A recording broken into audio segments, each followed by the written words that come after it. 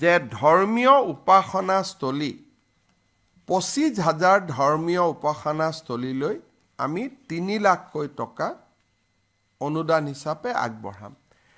এই আঁচনিখন ৰূপায়ণৰ কাৰণে আজি কেবিনেটে 600 কোটি টকাৰ অনুমোদন দিয়ে আৰু এই আঁচনিখনৰ জৰিয়তে আমি অসমৰ 25,000 নামঘৰ মন্দিৰলৈ আমি 3 লাখকৈ টকা আগবঢ়াম। 1.5 লাখ টকা প্ৰথম কিস্তি, দ্বিতীয় কিস্তি 1.5 লাখ টকা। 600 কোটি টকাৰ যিখন আবেদন আছিলে সেই আবেদনখন আজি আমাৰ কেবিনেটে গ্ৰহণ কৰে যে ধৰ্মীয় উপাসনাস্থলী 25,000 ধৰ্মীয় উপাসনাস্থলীলৈ আমি 3 লাখকৈ টকা অনুদান হিচাপে আগবঢ়াম। এই আঁচনিখন ৰূপায়ণৰ কাৰণে আজি কেবিনেটে 600 কোটি টকাৰ অনুমোদন দিয়ে আৰু এই আঁচনিখনৰ জৰিয়তে আমি অসমৰ 25,000 নামঘৰ মন্দিৰলৈ আমি 3 লাখকৈ টকা আগবঢ়াম।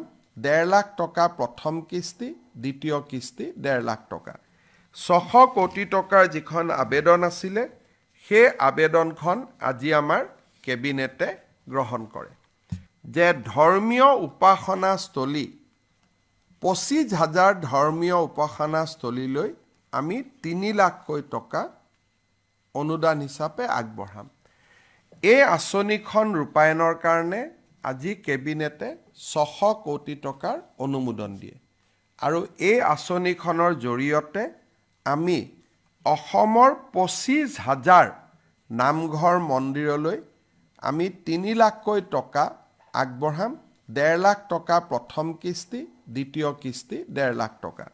600 কোটি টকাৰ যিখন আবেদন আছিলে সেই আবেদনখন আজি আমাৰ কেবিনেটে গ্ৰহণ কৰে যে ধৰ্মীয় উপাসনাস্থলী 25,000 ধৰ্মীয় উপাসনাস্থলীলৈ আমি 3 লাখকৈ টকা অনুদান হিচাপে আগবঢ়াম।